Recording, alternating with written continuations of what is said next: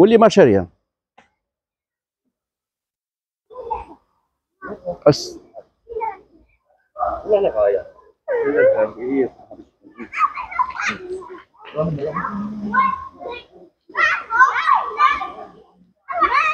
من 10 صباحا إلى 10 ليلا ما زالت أحداث اليوم بالمركب السياحي محي الدين أو المركب السياحي الطبي محي الدين ببلدية تارقة دائرة المالح ولاية عين تيموشنت.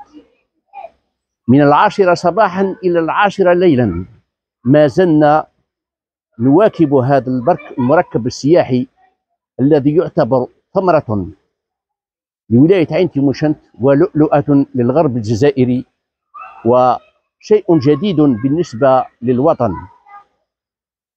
المركب السياحي محي الدين ببلدية تارقة أو بدائرة المالح وولاية عين تيموشنت يعتبر ثمرة كبيرة أنجزت منذ أكثر من 20 سنة وما زال على طريقته الخاصة.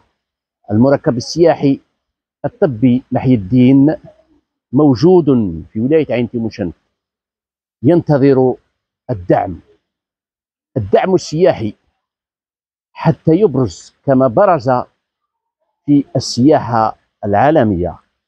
المركب السياحي الطبي لمحي الدين هو شيء جديد بالنسبة لولاية عين تيموشنت.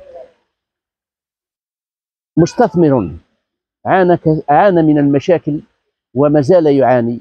نحن نطالب ونتمنى أن يساعد هذا المستثمر حتى تكون هذه الثمرة وراءنا، تكون ثمرة لولاية عين تيموشنت وقطب سياحي، لأن هذا المركب السياحي الطبي قد يخلق شيئا آخر، قد يخلق لنا أجواء أخرى مثل التشغيل، قد يخلق لنا كوبي هنا كوبي